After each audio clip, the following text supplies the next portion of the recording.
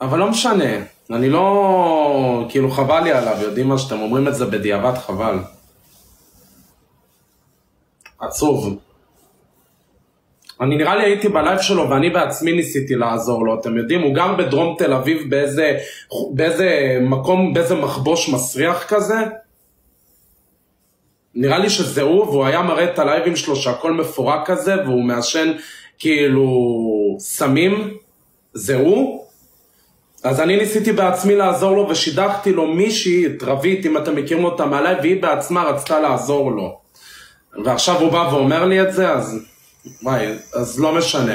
אני אפילו אחזיר את המילים שלי, כי זה סתם. אם הוא אמר לי את זה, אז אני אפילו, אתם יודעים מה? אני אחזיר את המילים בי ואני אגיד שאני מתנצל אפילו. לא, הוא אמר שיש לי בעיה בתחת ואני צריך לבדוק את זה, אבל הוא נמצא במצב קשה, אז אני לא רוצה, עזבו.